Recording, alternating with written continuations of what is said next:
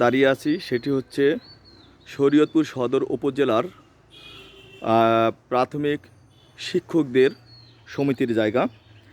এই জায়গাটি শরীয়তপুরের প্রাণকেন্দ্র শরীয়তপুর সদর উপজেলার শিক্ষা অফিস সংলগ্ন।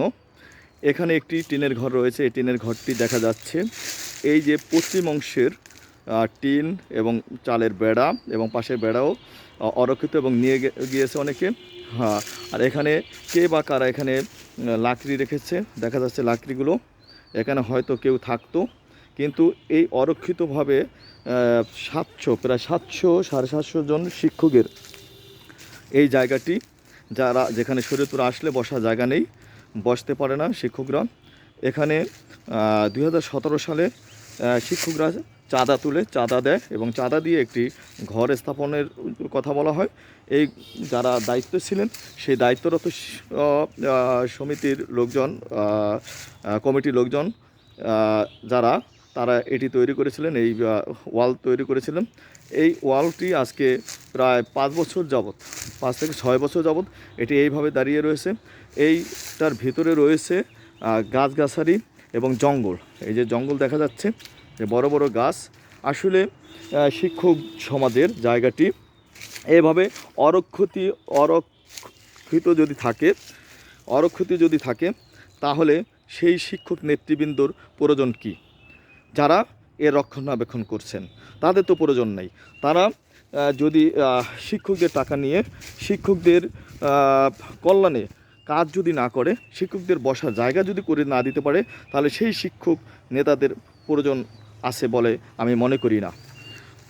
আশা করি শরীয়তপুর সদর উপজেলার সকল শিক্ষকরা এখনও সোচ্চার হবেন, এই জায়গাটি যেন এভাবে অরক্ষিতভাবে না থাকে। এই যে দেখা যাচ্ছে যে টিনের পুরনো ঘরটি কী অবস্থায় রয়েছে, চাল ভেঙে পড়ছে। এই যে অংশটি নাই, বেড়াও নাই, পার্টিশনও নাই, উপরে চালও নাই। কোথায় গেছে এই চালগুলো, টিনের চালগুলো? আর এখানে যে ভবনটি করা হয়েছে, এই যে আমি এখান থেকে এই যে দরজা দিয়ে ঢুকলাম, এই ভিতরের অবস্থা, বড় বড় গাছ রয়েছে, জঙ্গল, এখানে সাপ কুকুরও ভয় থাকে।